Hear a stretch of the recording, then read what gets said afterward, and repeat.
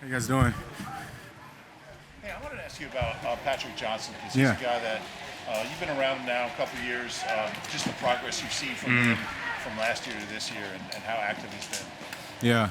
I think you always try to see kind of that step taken from year one to year two with guys, and Pat's actually my locker mate, so we're very close, and I just see a guy who comes in more confident this year, more confident in his ability, more confident in what he's doing with the scheme, and at the end of the day, he's a really good player, and he can be really, really special, and I think his biggest thing is just making sure he has that confidence every day because he can do it, and you see him taking those strides day in and day out here.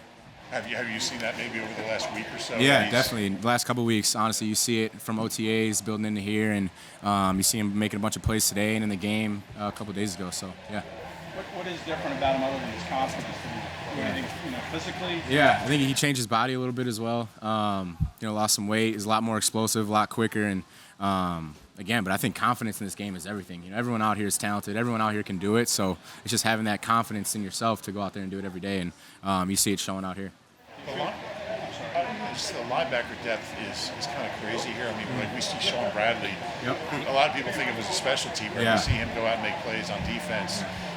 How much does that kind of raise everyone's level of play, just that you guys are so competitive and pushing each other? Yeah, no doubt. I think Sean has taken big-time strides from last year, again, in his confidence in the scheme and what he's doing. I think the depth we have and just the guys who can come out and start day one is awesome to have, and it's only going to make us better. And at the end of the day, we push each other. We're critical of each other, but we're also giving props when props are due. So it's a good room. Is there more a meaningful bond when you come in as an undrafted guy, Patrick comes in, I think is the 7th round pick? Do you kind of, when guys are in that situation, you gravitate a little bit more to each other? Yeah. I always joke with him. He went in the 7th. I told him I went in the 8th. So we're always going back and forth on that. But yeah, I think he has that same kind of chip on his shoulder, and I gravitate to guys like that. It's something to prove, and because I know how it feels. And again, you see it with him changing his body and him coming out here and doing extra stuff after practice, before practice, and just the want to that he's had. It looks really good.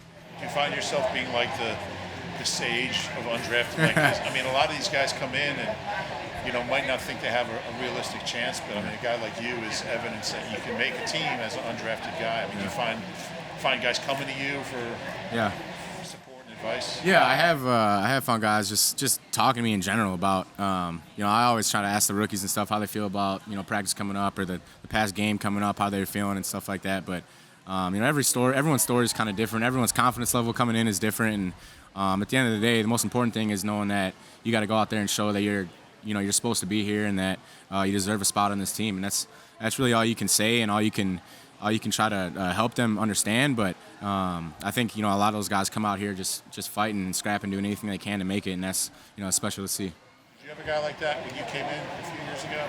I had Corey Clement here when I came in, and obviously Wisconsin guy. I talked to him as soon as I signed to Philly.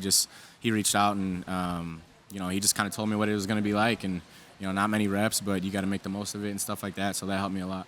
You talk a lot about coming in and being like 9th on the depth chart when you got here. How were you able to make that climb? What was it about your climb? Yeah, I think I tried not to look at the big picture every time. I tried not to look at where I was in the depth chart, and I tried to focus on just the things that I could control, which was my reps that I got, and I also knew that special teams was going to be my way in. I knew that I had to make an impact there, and we had Dave Fitt when we were here sat me down, and that's what he told me, and I appreciated that, just knowing that I had to be on teams to make the team. But I just knew I had to get better every single day. Don't make the same mistake, and come out here with confidence that you belong, and that you're not just a rookie, and that you come out here and make plays, and that's what I tried to do. Thank you. Yeah, appreciate it. We noticed that you did the proposal here at NBC Tower. Yeah. I guess can you speak on how you've embraced Philadelphia as a city, obviously the extension last year, everything that comes with it, that's a big part of your life.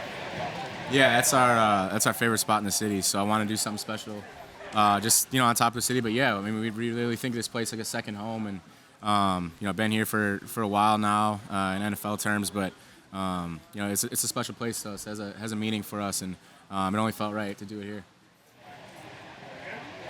Appreciate it. Appreciate it, guys.